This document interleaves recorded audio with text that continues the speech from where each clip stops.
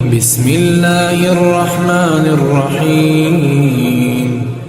اللہ کسی قوم کو ذلیل اور رسوا نہیں کرتا جب تک وہ اللہ کے حکموں کا انکار نہیں کرتی۔ قومیں رسوا اور ذلیل تب ہوتی ہیں جب اللہ کے حکام سے رخ پھیریں اور اعراض کریں، پھر قوموں کو پیس کے رکھ دیا جاتا ہے۔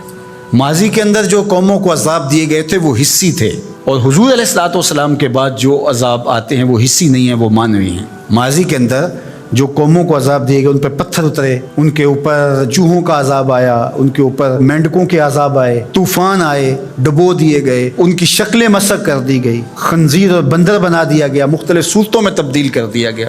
لیکن اس امت میں ایسا نہیں ہوگا، مسخ حقیقی نہیں ہوگا، مانوی مسخ ہوگا۔ مطلب کیا کہ حقیقی مسخ تو یہ ہے چہرے بدل جائیں، مانوی مسخ ہے چہرے نہ بدل جائیں، سوچ غلط ہو جائے۔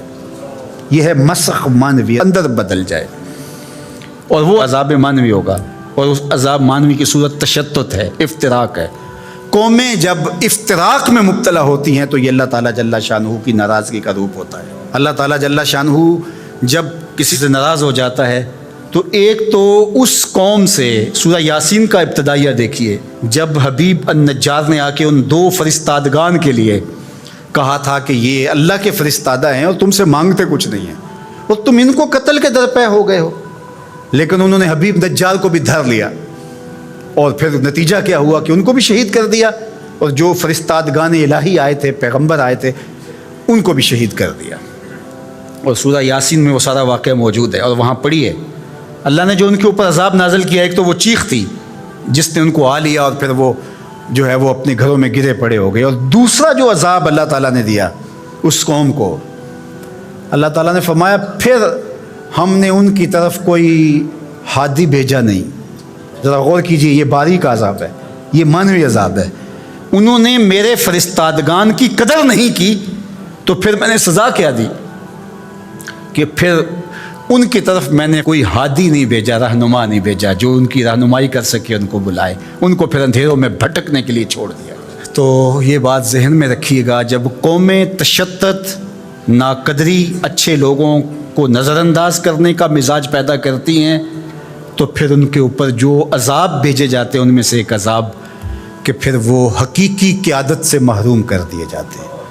آج میرے وطن اور عالم اسلام کی جو حالت ہے، ہم اس وقت قیادت کے اعتبار سے یتیم ہیں۔ یہ الگ بات ہے کہ ہر بندہ دعویٰ کر رہا ہے کہ میں ہی نجات دہندہ ہوں اور میں قائد ہوں۔ مذہبی لوگ بھی، سیاسی لوگ بھی، سب کہتے ہیں کہ میرے بغیر تو چرخ کا پہیہ ہی نہیں گھوم سکتا، میں ہی سب کچھ۔ لیکن حقیقی طور پہ اگر دیکھیں تو یہ امت بے امام ہے۔ اس وقت ہمارے پاس قیادت کا فقدان ہے، اگرچہ قائدین کی بہتات ہے، لیکن قیادت، حقیقی قیادت جو درد امت کا مداوع کر سکتی ہو، جو ضرورت کی کفیل ہو، وہ قیادت آج ہمارے پاس نہیں ہے۔ اقبال نے بھی کہا تھا، اٹھانا پھر کوئی رومی عجم کے لالہ زاروں میں، وہی آب و گل ایران، وہی تبریز ہے ساکی۔ اور دوسرے مقام پہ یہاں کے حالات کا، چمن میں رخت گل شبنم سے تر ہے، سمن ہے، سبزہ ہے، باد سحر ہے، مگر ہنگامہ ہو سکتا نہیں گرم، یہاں کا لالہ بے سوز جگر ہے۔ یہ سزائیں ہوتی ہیں قوموں کو کہ ان کے اندر پھر حقیقی قیادت کو اٹھا لیا جاتا ہے، پھر قوم بھٹکنے کے لیے چھوڑ جاتے ہیں، پھر مختلف جتھوں کے ہتھے چڑھ جاتی ہے۔ اور آج جو ہے ہمارے ساتھ ہو رہا ہے وہ کسی سے مخفی نہیں ہے۔